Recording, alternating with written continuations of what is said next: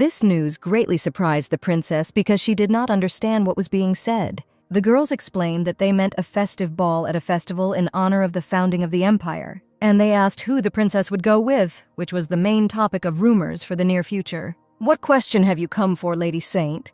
asked the commander of the Black Knights. Mentally hugging Kylo tightly because she missed him so much, Agnes calmly replied that she was interested in knowing when her next mission would take place, and why everyone was scheduled to participate in all missions except her.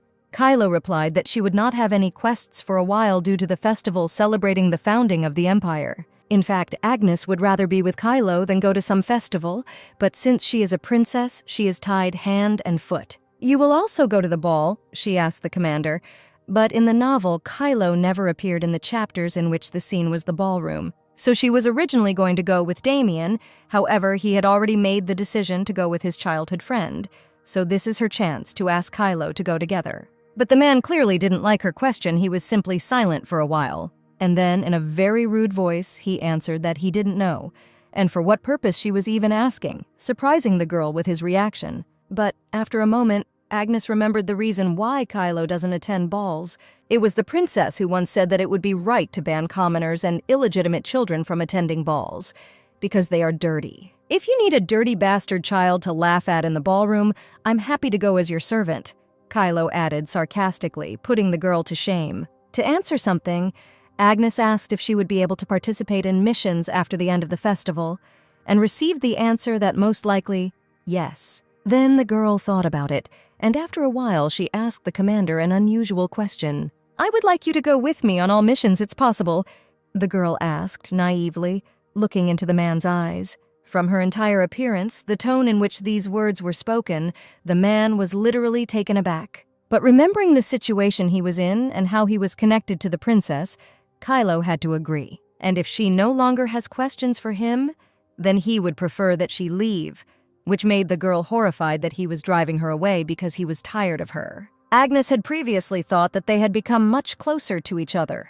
It looks like she ruined Kylo's mood by starting this conversation about the ball.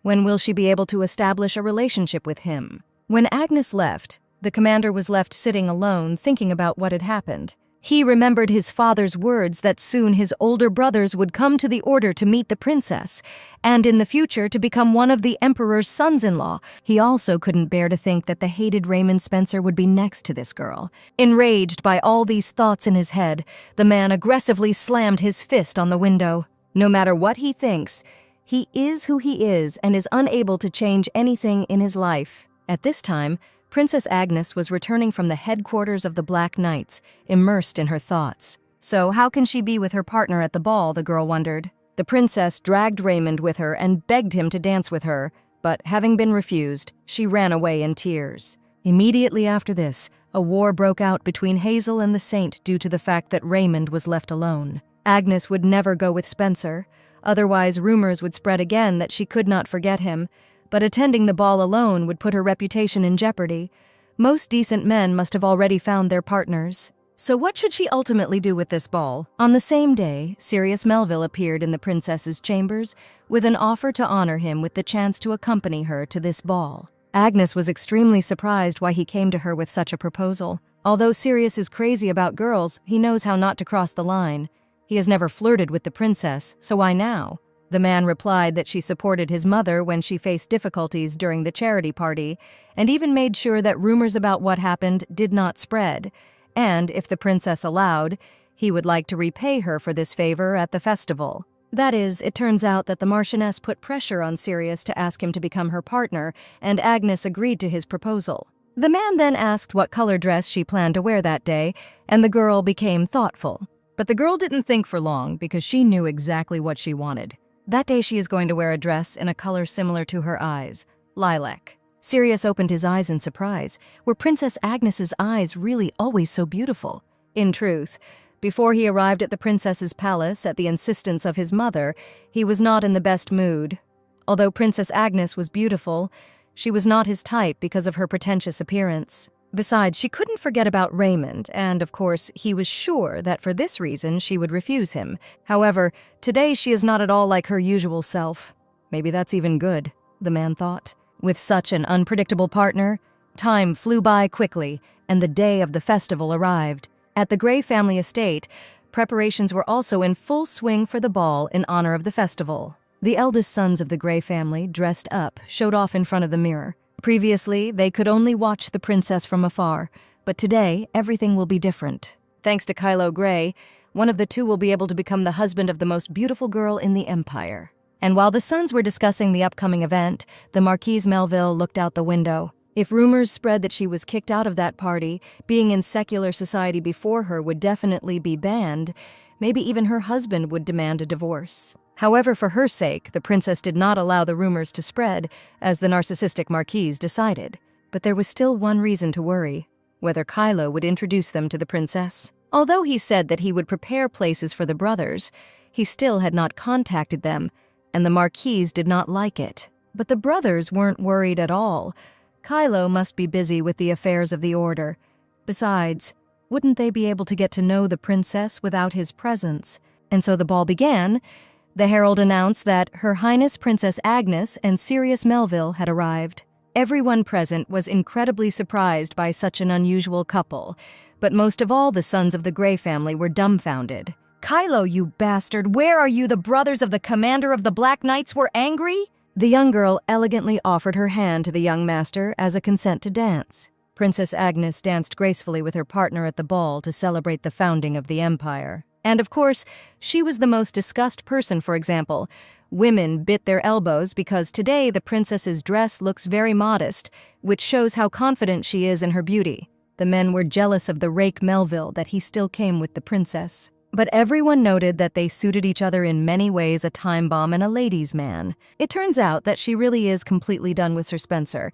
And if you think about it that way, who did Raymond come with? And Raymond Spencer came to the ball together with Hazel Devon. Raymond also took notice of the princess and her date at the ball. Sirius Melville looked quite pleased as he slow danced with Princess Agnes. But Raymond immediately turned away so as not to look at them, which did not escape Sirius's watchful gaze. He thought with a grin that he understood the feelings of the commander of the White Knights. Raymond himself does not want to have anything to do with her, but he is annoyed that she did not come with him. Every man in the Empire, including Sirius, at least once felt inferior compared to Raymond Spencer. But even though he is attractive, he is not a good person. A man should know how to make a girl happy. Such a beautiful person runs after him, and he never even looked at her. He is incredibly rude. If it were him, Sirius would never have treated the princess so coldly. Yes, they could live happily, getting married and building a wonderful family. That's how Sirius dreamed. Oh, Agnes had only one thought in her head: to see Kylo. Finally, there was a break in the dancing, and all the guests scattered around the hall to relax. The maids admired the beautiful dance of the princess, and the fact that Sir Melville could not take his eyes off her. And Daisy Rodian immediately asked Agnes to dance with her brother once. Then perhaps he would fall in love with her and forget about the saint. To which the other girls began to scold Daisy for proposing to tie such a fool as Sir Rodian to the princess. And while the girls were arguing because no one could correct such a fool, one of the girls noticed that Agnes was drinking a glass of wine too often. "Princess, you can get so drunk," the maid respectfully noted, paying attention to the state of her mistress. Agnes understood this, as well as the fact that not a single incident happened because of alcohol. But she was so bored that there was nothing else to do. The only thing you can see here is the quarrel between Hazel and Liliana. These girls just went somewhere together. Here it is. There will be something interesting, and it's time for her to go. Despite the maid's objections, Agnes said that she would go for a walk alone and left. At that moment, Sirius returned, who had gone to greet his comrades, and when he returned, he did not find the princess. Daisy replied that the princess wanted to take a walk alone and went outside. Apparently it was too hard for her to look at Sir Spencer, Sirius realized. He was too short-sighted and failed to recognize the girl's state of mind. He realized that under no circumstances should he have left Princess Agnes alone. A little earlier, an indignant woman's cry was heard in the garden. "Where are we going?" Noticing that no one was there, Liliana stopped Hazel and offered to talk right there, noting that she was scared when she suggested talking in private. Agnes hid nearby with a sinking heart, anticipating a huge quarrel. Hazel Devon stopped, and after thinking a little, turned to Saint Liliana. Shaking the saint's hand off her elbow, Hazel warned that if she continued to overstep her boundaries, then she might have problems, because her patience had a limit. Just as Agnes thought, Hazel can't take it anymore. "It's you who are crossing the line. I was originally Sir Spencer's partner. You think I don't know that you took him away from me?" Liliana shouted.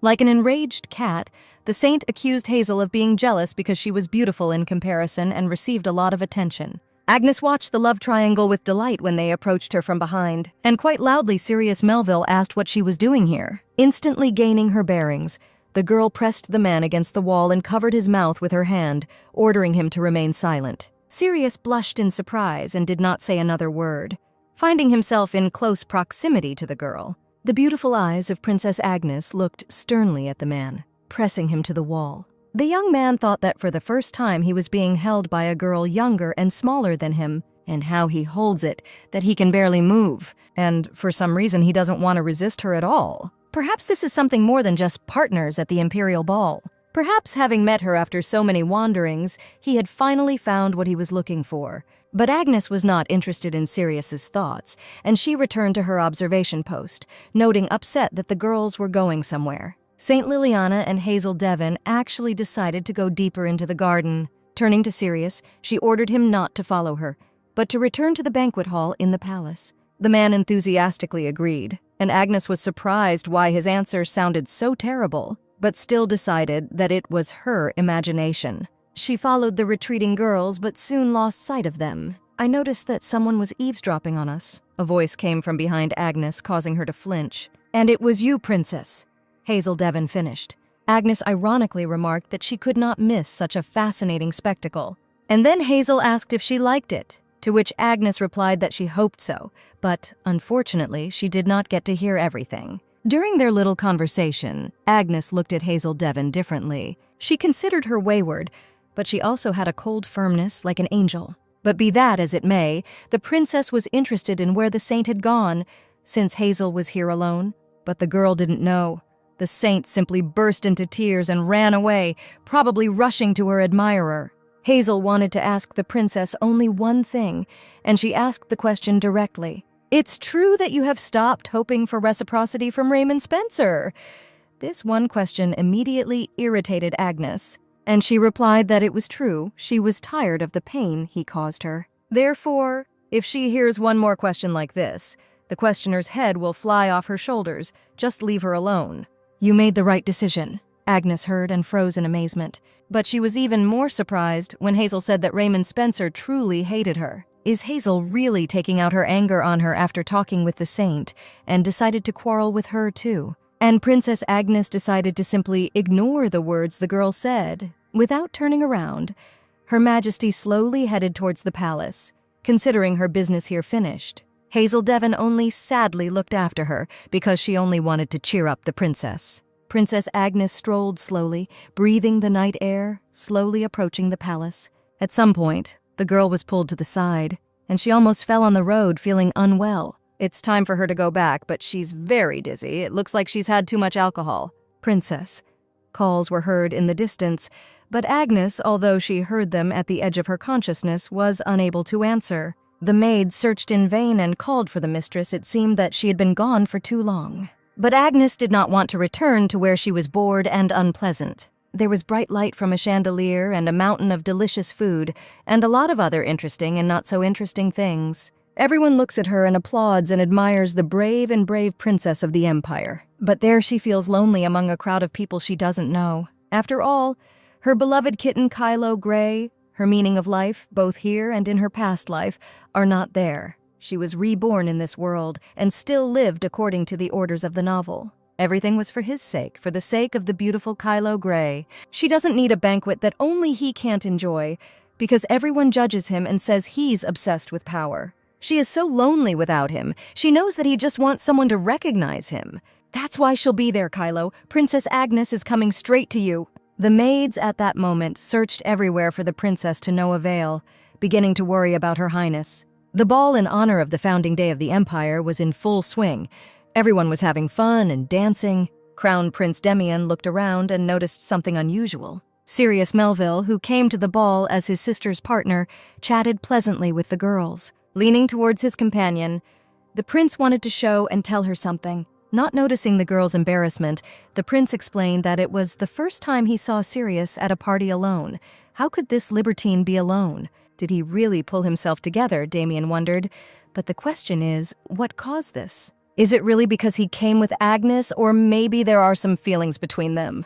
"What are you thinking about?" asked Raymond Spencer, who appeared out of nowhere. But he appeared very opportunely, since the prince wants to ask him and Diana something. What will they say about Sir Sirius Melville as a candidate for the role of Princess Agnes's husband? Raymond was very shocked by such a question from the prince. Sirius was like Agnes's husband. It didn't fit in his head whether the prince was joking. But Damien wasn't kidding. Besides Sirius's womanizing, he's the perfect husband otherwise. Something must have happened between them for them to come together. What could have happened between them? Raymond asked incomprehensibly, which made Diana blush and made Damien horrified by his stupidity. But the prince explained that the situation here is different because they are no longer members of the same order and are not in such close relations. And isn't interest in the absolute opposite after a broken heart a common occurrence? The prince asked, hinting at Raymond. If they really get married, Sirius's frivolity will cease to be a problem, because not a single girl will dare to look at the princess's husband. It would be a good idea to think about it, the prince added, seriously considering this option for his sister. But Raymond was unpleasant even to hear about this, although it would seem it should not concern him. He went out onto the balcony to breathe and clear his head. Too many incomprehensible things had fallen on him. Lately, he has been constantly in thought, and his thoughts always revolve around Agnes. Every time she doesn't seem to notice him, at some point she disappears arm in arm with another man. Is it really possible that some feelings begin to awaken in him? Or it's the dreams he's been having lately, Agnes, as a child, following him everywhere, and his mother, crying and offended by her father. Images of two unrelated people are superimposed on each other. Why? Why is this happening in his head? Damn it, he doesn't want to think about it. A bright full moon shone in the sky, illuminating everything around with soft moonlight. Kylo Grey trained on a deserted parade ground where there was no one except him at night. Blow after blow fell on the wooden projectile, the man thus releasing the anger that had accumulated inside him. The tired commander decided to take a break, and his thoughts were immediately captured by something that had always bothered him. The bright banquet hall behind the glass, the fun, music, and dancing had never been available to him and never would be. He used to wonder if he would ever be able to attend an event like a ball. But I immediately remembered the princess's words about the ban on visits to commoners and illegitimate children. And she's right, even if he, who knows nothing but how to fight, came to the ball, he would only disgrace himself. A little earlier, a man silently walked across the grass to the banquet hall, from where music and fun flowed. This light from the bright chandeliers fascinated him, but Kylo did not dare to come closer. Who is he to be worthy of balls? Just an illegitimate son and a mercenary. And there he was, sitting outside the window, Princess Agnes, sitting alone and with a glass in her hands. But why does it seem like she's bored? Kylo wondered, looking at the girl. She loves such events so much that she even forbade entry to his kind. And why did she take his side earlier? She humiliated everyone except Raymond. Why did she extend her hand to him? She hated him so much that she said that her eyes hurt from just looking at him. So why does she treat him, Kylo Grey, as an ordinary person worthy of respect?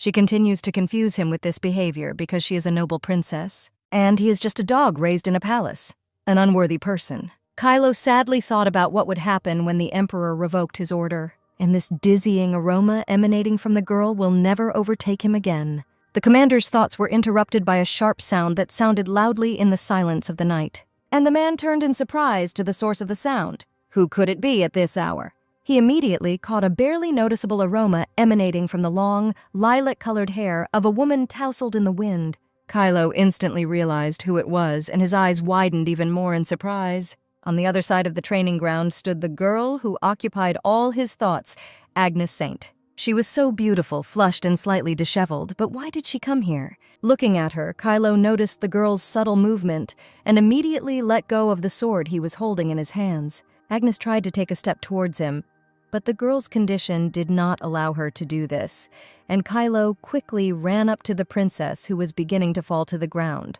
Fortunately, he managed to catch her before she hit the ground, and now he carefully held Agnes in his arms. With a part of her clear mind, Agnes thought that she was sweating all over. It seemed that she was so drunk that she didn't even notice. Apologizing, the princess slowly raised her hand to the level of the man's face. Kylo closed his eyes, expecting a blow for daring to touch her with dirty hands. but the touch of a woman's hand on his cheek was not painful, but gentle and incredibly pleasant. And the next moment, the girl pulled him to her and touched his lips with her lips. This was no accident. Princess Agnes kissed him purposefully, closing her eyes in pleasure. The lips of a man and a woman merged in a kiss, bringing unearthly pleasure. Kylo's surprise knew no bounds, but the man had no intention of resisting. Agnes soon pulled away from his lips, catching her breath and letting him catch his breath. Looking at the girl and realizing what had just happened, Kylo blushed deeply. The princess also blushed, but looked very happy and satisfied. But the next moment, the alcohol in her blood reminded itself, and the girl staggered. Closing her eyes, she fell onto the chest of the man holding her by the waist and fell asleep on the strong male chest, clearly not intending to explain in any way what had just happened. Had she really confused him with Raymond, Kylo Grey wondered, drawing his own conclusions. The next morning at the palace was bright and sunny, and began as usual. The girl opened her eyes with difficulty. Her body had difficulty coming to its senses, remembering who she was and where she was. Her head hurt mercilessly, and she also didn't remember how she returned home yesterday. The last thing she remembered was how she was drunk looking for Kylo and saw him on the training ground, but she doesn't remember anything after that. The princess rang the bell, thereby notifying that she had already woken up. The chamberlain came to the call, asking whether to prepare her morning outfit. But first, Agnes was interested in how exactly she returned to the palace yesterday after the ball. After hesitating a little, the servant replied that Sir Kylo Grey brought it. He met the princess when she disappeared from the ball next to the building of the knightly order. Surprised, Agnes suggested that he brought her on his back, but the chamberlain replied that the commander brought the princess in his arms, and it was very gallant. From such news, the girl froze like a statue. What happened yesterday? And how could she forget how her beloved brought her in his arms? The princess cannot even imagine that something much bigger happened. After the festival ended, her relationship with Kylo went through some slight changes. She tried repeatedly to meet him, but each time she was told that Sir Grey had just left, and even when he was definitely supposed to be somewhere, it turned out that there was no trace of him. When one day Agnes saw him from behind and wanted to say hello, he immediately ran away without even looking at her. And everything became clear to the girl. Kylo was avoiding her. He hated her from the very beginning. But at least they saw each other. Did she really make some mistake at the ball or say something terrible? Oh, he's back. The girl was distracted from her worries when she heard a familiar sound. The novel featured patrol drones, small aerial surveillance devices. But this particular one was converted by Agnes and was not intended for patrol. This drone is her only outlet now, her fan equipment. Placing the device on the table, the girl turned it on and immediately saw an image of Kylo training. She told the security chief that he was needed to monitor training, and he would film only in public places. All the trainees were in the know, and Victor even periodically waved cheerfully at the camera. But most importantly, the camera captured what Agnes so wanted to see live, the beauty collected from the commander piece by piece, which must certainly be passed on to descendants. The girl watched the recording from the drone without taking her eyes off, admiring, and touched at the same time. But how then is she different from a crazy fan? Agnes suddenly realized what was happening. No, she decided, hardship and adversity are the fate of the main fan. You can't stop there. Moreover, very soon there will come a day that is more important than all other events, and she cannot miss it for anything. The evening was just beginning, and the center of the capital was not too crowded. Benjamin, someone called out to the eldest son of the Grey family, and he immediately turned around. Benjamin's friends apologized for being there so late, but the gambling house is open at night, so it doesn't matter. But what's important is that on the way they saw something strange, and even striking, and that's why they were late and asked, because he was also from the Grey family. The man was surprised to hear his last name, and then his friends told him to look somewhere up. But what he saw there shocked him very much, and not in a good way. An electronic display in the center of the capital. Due to the scale of the city and the growing population, successful businessmen and cultural figures advertise their activities on it. Therefore, such advertising is the same as being located in the very center of the city, guaranteed success and wealth. However, now on the display was a photo of Kylo Grey wishing him a happy birthday. "What's his photograph doing there?" Benjamin shouted indignantly, pointing his finger at the display. And not only there, but also on the facade of the capital's most famous cafe nearby. Benjamin couldn't believe it. that this bastard is being congratulated on his birthday in the place of his dreams. What kind of psycho came up with this? The angry eldest son of the Grey family immediately canceled all plans and said goodbye to his friends, not noticing how he passed by a girl in a red cloak. And it was none other than Princess Agnes who was photographing the cafe window. She always dreamed that one day she would become rich and show everyone the value of Kylo, and now her wish has been fulfilled. Or rather, she herself tried for this. The girl with a happy smile took a selfie against the background of the photo Happy Birthday to Kylo Grey. Like this video. Hit the like button and subscribe for more videos.